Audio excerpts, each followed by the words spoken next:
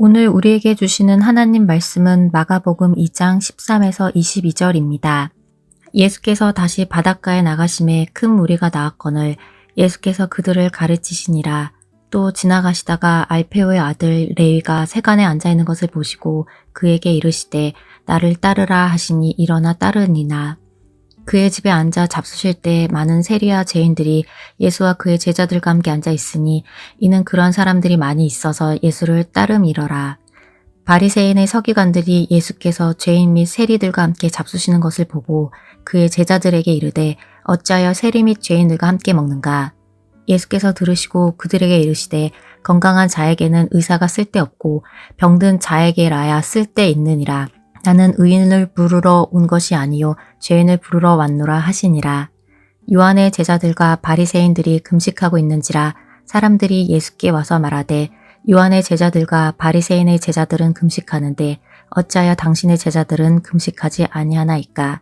예수께서 그들에게 이르시되 혼인집 사람들이 신랑과 함께 있을 때 금식할 수가 있느냐?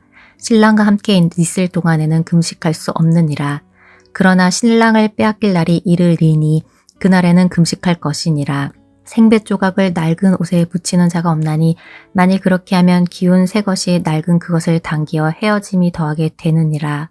새 포도주를 낡은 가죽 부대에 넣는 자가 없나니 만일 그렇게 하면 새 포도주가 부대를 터뜨려 포도주와 부대를 버리게 되리라.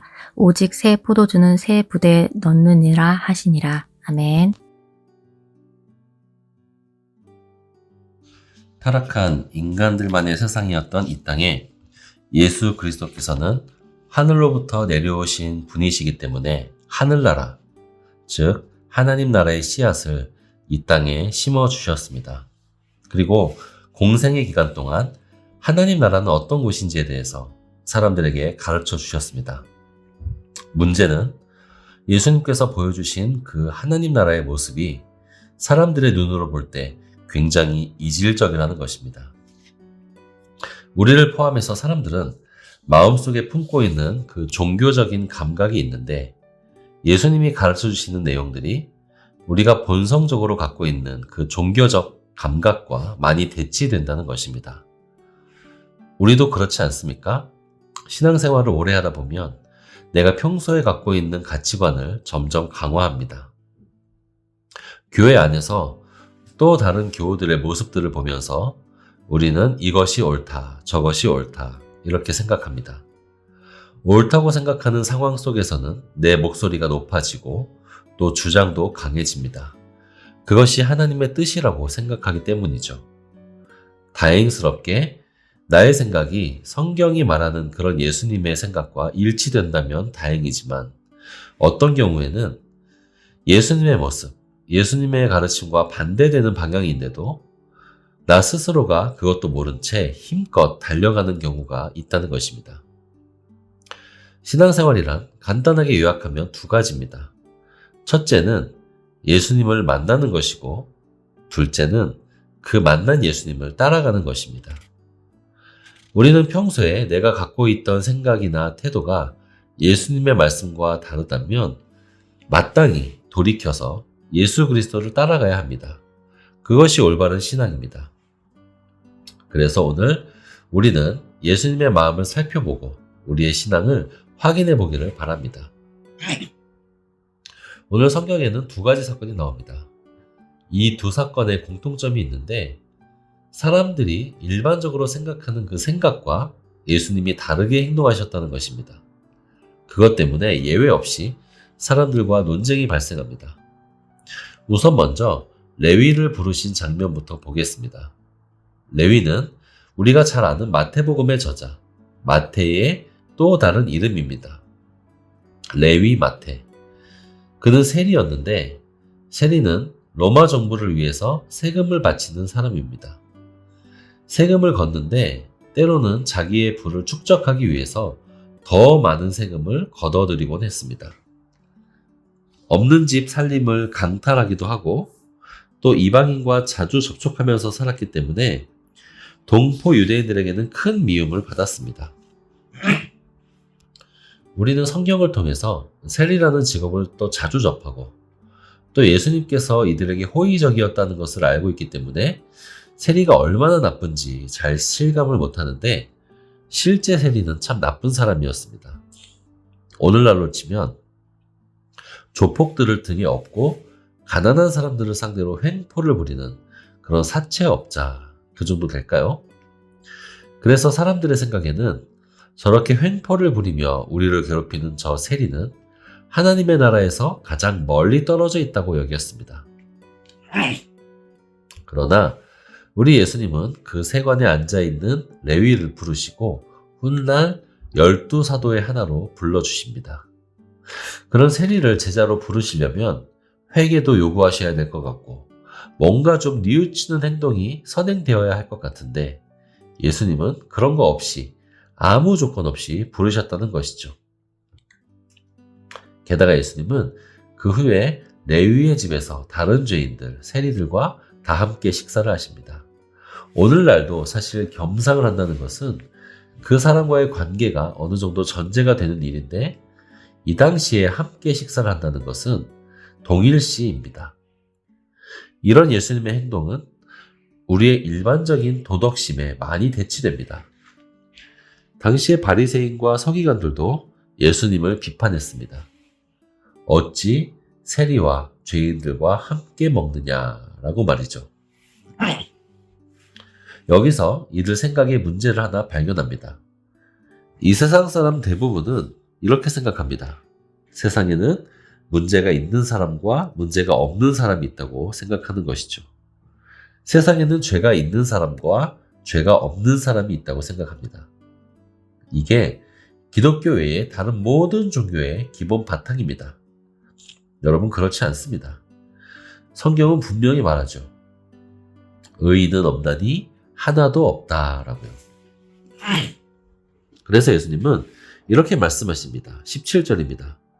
건강한 자에게는 의사가 쓸데없고 병든 자에게라야 쓸데있느니라. 나는 의인을 부르러 온 것이 아니요 죄인을 부르러 왔노라. 이 말을 잘못 오해하면 세상에는 병든 사람도 있고 건강한 사람도 존재하는데 그 중에 나는 병든 사람을 위해서 왔다. 이렇게 오해할 수가 있죠. 세상에는 의인이 있고 죄인이 있는데 나는 죄인들의 구원을 돕기 위해 왔다. 이게 아닙니다, 여러분. 세상에는 의인이 없습니다. 건강한 사람 없습니다. 다만 이렇게 구분이 될 뿐이죠. 자기가 죄인인 걸 아는 죄인과 자기가 의인이라고 착각하는 죄인만 있을 뿐입니다. 자기가 병이 걸린 걸 아는 병자와 자기가 건강하다고 착각하는 병자만 있을 뿐이죠. 자기가 죄인인 것, 자기가 병자인 것을 아는 사람들은 의사 되신 예수님께 나아옵니다. 마치 세리와 죄인들처럼요. 그러나 자기가 건강하고 나 정도면 괜찮게 살고 있지라고 착각하는 바리새인과 같은 사람들은 예수님께 나아오지 못합니다. 그리고 나서 이어지는 두 번째 사건, 세례 요한의 제자들과 바리새인들이 금식을 하고 있습니다. 그런데 그들이 볼 때 예수님과 제자들은 금식을 하지 않으면서 사람들과 어울려 놀고만 있어 보입니다. 그것을 비판합니다. 세례 요한의 제자들 그리고 바리새인들은 왜 이런 비판을 했을까요? 이건 역시 마찬가지인데 우리 본성은 무언가를 얻기 위해서는 어떤 대가를 치러야 한다 이렇게 생각합니다. 그것이 이 세상의 이치라고 생각하죠. 신께 가까이 가기 위해서는 뭔가 자신을 괴롭히는 방식을 취해야 한다라고 생각하는 것입니다. 우리의 종교적 본성은 기쁨보다는 슬픔이나 금욕에 더 높은 점수를 줍니다. 좀 전에 예수님께서 세리와 죄인들과 식사를 하신 것을 비판한 것이라든지 아니면 왜 금식을 안 하냐고 비판한 것, 이 두 가지 생각의 공통점이 뭘까요? 그것은 인간의 어떤 행위가 하나님께는 더 받아들여질 만하고 또 어떤 행위는 하나님께 덜 받아들여질 만하다고 생각하는 것입니다. 자기가 자기 구원을 위해서 일종의 기여를 할 수 있다 이렇게 여기는 것이죠. 바리새인이 세리보다 나은 것은 조금 더 낮게 살기 때문에 하나님이 바리새인을 조금 더 낮게 보실 거라 생각하는 것입니다. 금식하는 것이 더 나은 이유는 그 행위가 자기를 하나님께 더 가까이 가게 한다고 믿는 것입니다. 여러분 그렇습니까? 아닙니다. 예수님께서 가지고 오신 하나님의 나라는 그 사람의 어떤 모습인가, 그 사람이 어떤 행동을 하는가, 그거에 따라 차별이 있는 나라가 아닙니다. 오직 우리는 하나님의 은혜, 나의 못남을 알고 빈손으로 예수님께 나아오는 그런 사람이어야 할 뿐입니다. 사랑하는 성도 여러분, 우리 역시 처음에는 은혜로 또 하나님의 자비하심으로 그렇게 신앙을 갖게 되지만 우리 안에는 이런 본성이 자주자주 꿈틀댑니다. 내가 남보다 더 나은 이유를 찾으려고 합니다. 그런 마음이 결국 우리 스스로를 건강하다고 여겨서 예수님께는 멀어지게 하는 그런 마음일 뿐입니다. 언제나 우리 스스로의 처지를 알고 예수님께 가난한 마음으로 나아가는 우리 모두가 되기를 바랍니다. 첫 번째, 언제나 낮은 마음으로 주님께 나아가게 하소서.